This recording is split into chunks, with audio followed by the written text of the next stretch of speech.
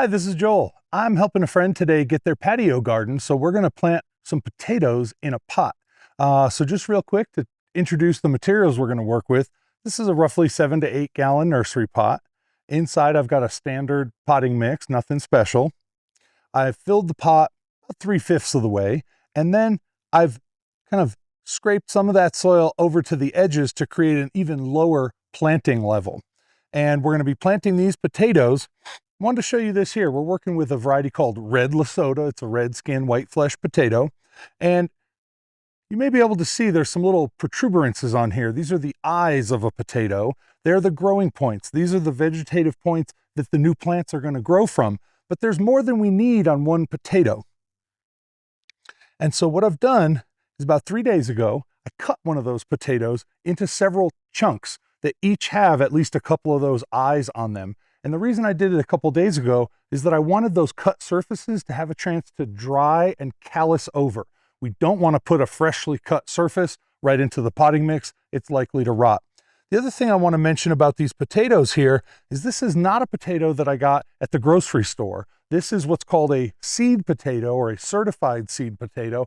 Obviously, it's not a seed, it is a potato. But the key thing is if you get a potato from the grocery store, it is almost certain to have one or more bad pathogens on it. And if you plant it, not only are you going to have problems with your potato crop this year, but you can actually cause some harm to your soils for a number of years so that it makes it hard to grow certain crops related to potatoes, okay? So we got a certified seed potato. I cut it into several wedges. I allowed the cut sides to callus, and now we're ready to plant.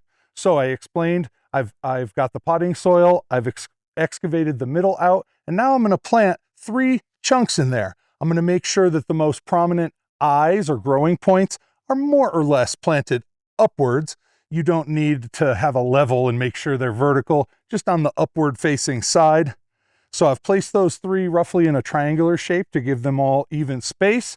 I'm now going to use my hand to just backfill the potting mix that I had scraped out of the way so that now there's roughly 2 inches of potting mix covering those potato chunks. We just want to make sure they're in a dark situation, not a light situation, and also that they've got potting mix on top so that they stay moist during the process where they start to grow. So you notice over here, I've got another pot with some additional potting mix. That's because, like I said, I only filled this about 3/5 of the way. So here's what we can expect over the next couple of weeks. These plants are going to take about a week to start to actively grow, right? They're going to put out roots and vegetative shoots from those eyes. Once they start to grow, we're going to wait about another week. So we're about 2 weeks into the process from today, at which point their growth will have reached about the height of the rim of this pot.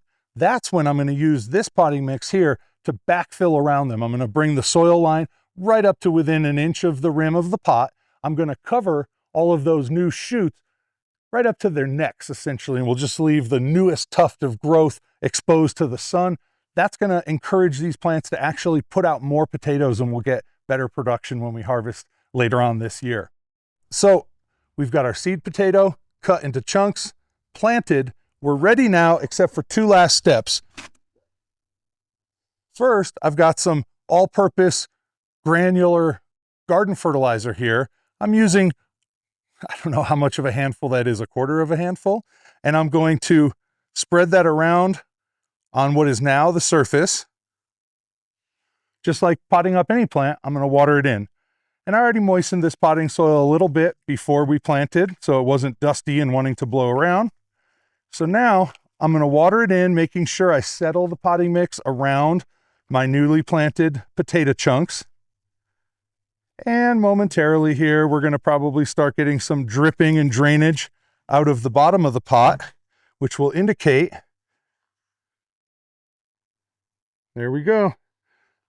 That indicates that the potting mix has been moistened all the way down. We want that fully moistened because that water is what's going to basically activate these chunks of potato to start growing over the next week.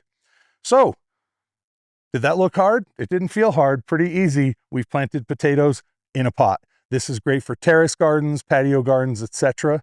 And we'll come back in a few months and see how many potatoes we get out of these 3 little chunks. Hey, gardeners of the internet, it's Joel again. We planted these potatoes in May. Then I zipped off to South America to Ecuador with the land of the origin of potatoes. And now I'm back. Now it's October. We're at the end of the first week of October, and the potatoes have done their thing. And so basically, I just want to show you what that thing is, okay? So we've got our pot here. You remember we filled it about 3/5 of the way, and then it was filled up a little bit more once the potatoes got up, broke the surface of the pot. Now it's time for this. This is the fun part. This is the easy part. We're going to harvest, okay? So look at those potatoes. Haha, psych, that's just a tiny bit. There's so many more, but I'm just going to get these vines out of the way and show you the real wealth that we have below. I want to point something out. You're going to have, anytime you harvest potatoes, you're going to have potatoes that are tiny. You're going to have potatoes that are pretty small, and then you're going to see lots of potatoes that are a size you're used to seeing from the grocery store. And a lot of people don't know what to do with these tiny ones. They're just as good, if not better, than the big ones. I like to take the tiny ones, make a bowl of those by themselves, and just lightly steam them, put a little butter and salt on them, and eat them like that. They're absolutely delicious. Okay, so continuing pulling things out.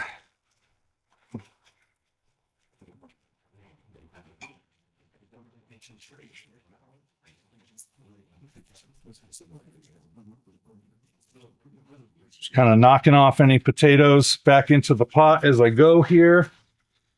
And then I'm going to take the whole pot, turn it upside down on the table here, and that's when we get to see the real goodies. Okay, and let me just show you by tilting it first. You can already see there's a few on the top.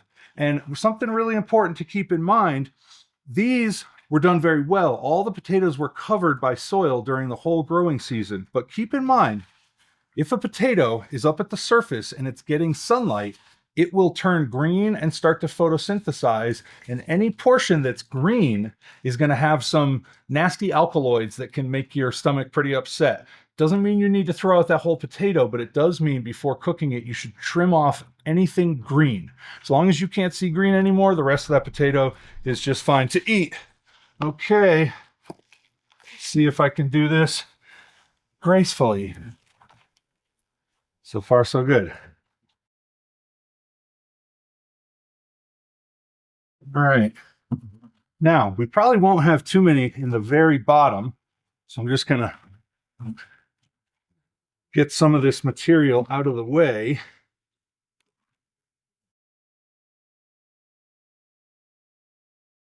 Caught it twice. Will I catch it the third time? Okay, and now we're getting to the tater zone. So I'm going to put the pot down, and I'm going to just break this open. Oh, look what we're starting to get here, folks.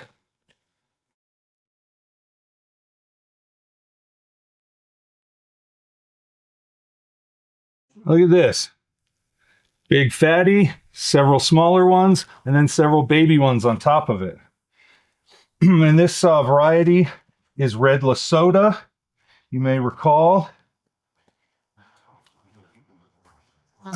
Interestingly, this little piece right here, this tattered, rotten little piece of skin, that's actually, and here's another one, these were the original potato chunks with the eyes that we put in here, our seed potato chunks, okay? So they have completely disintegrated, and the starches in them was used in the initial growth of these potato plants to get them up until they could have their own leaves in the sun, photosynthesizing and producing their own energy. So let's see how quickly I can pick out all these potatoes in here and get them up to the front so you can see them on camera. Can you hear it? I can practically hear bubbling oil in a pan. Frying these potatoes up. Yum, yum. And if you recall, I believe we put 3 seed potato chunks into this pot. So that was like 1 potato. And so, I don't want to make this a math lesson, but the multiplication effect is pretty good. Also, I found a peanut. A squirrel must have buried this at some point. By the way, folks, all this potting mix, this was potting mix that we'd grown other stuff in last year in that same container. I think it might have been broccoli or strawberries or something. The important thing, it wasn't potatoes or anything in the potato family. And I mention that because you don't need to throw this potting mix out. You can use it again, but I strongly recommend that you don't go back-to-back years growing potatoes or potato relatives, because things in the same family tend to have the same disease issues. And if we grow things in that same family back to back to back in one bit of potting soil, we are likely at some point to run out of luck and get one of those diseases in there that then ruins your crop. So grow something else in your twice used potting mix. Okay, I think I've gotten all the potatoes out of here. So let me just make a little victory stack up here. Look at that. These things might as well be called magenta lasotas, not red lasotas. Here's a couple of those little cuties that I'll probably pull to the side and just steam, like I said. And then, you're going to get some of these big freaky mamas like that are also just as good to eat. And here I broke one in half just so I could show you the nice, lovely insides. We didn't have to do that much work. It was the planting, just keep them watered, a little bit of fertilizer throughout the season, and now you get to eat them. That's it.